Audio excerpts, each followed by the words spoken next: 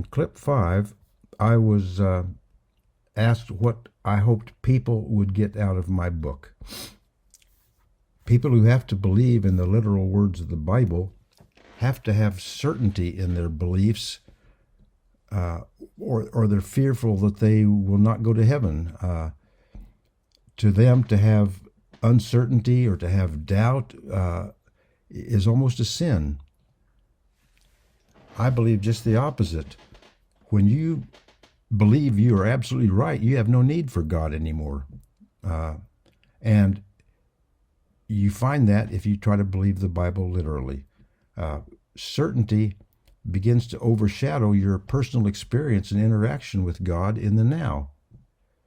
For most of us, when we're trying to do the will of God as we understand it, we do that with a certain amount of doubt and uncertainty, but we move ahead hoping for His blessing and guidance. And that doubt and uncertainty is the soil where faith is really born and where faith really grows.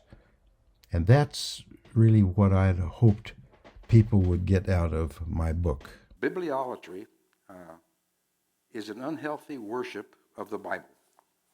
This includes a belief that each word, primarily in the King James Version, must be taken literally. It's an incomprehension of what the Bible is not. It has to do with your believing every word in the Bible in order to make sure that God smiles on you.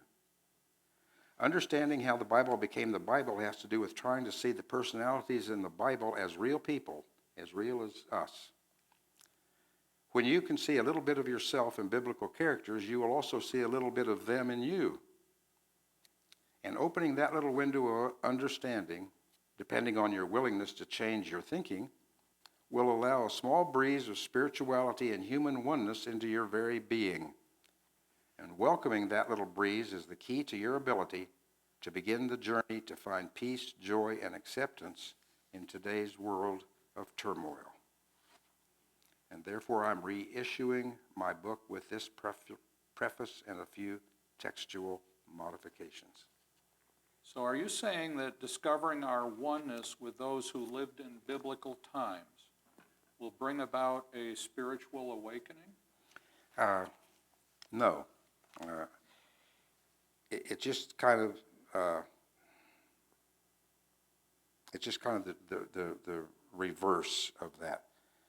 Once you have a spiritual awareness or a spiritual awakening, you begin seeing the oneness all around you. And that oneness will include biblical characters. All right, let's put it a little differently. Are you saying that the way the Bible is often read, interpreted, actually separates people and creates division? If they take it literally, absolutely it does.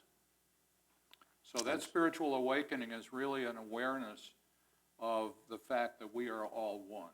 Right. There's no real difference. And then we are able to see a connection to the people who wrote the Bible. Is that fair?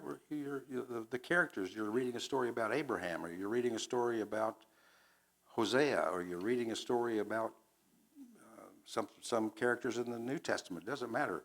They become real. They're real people.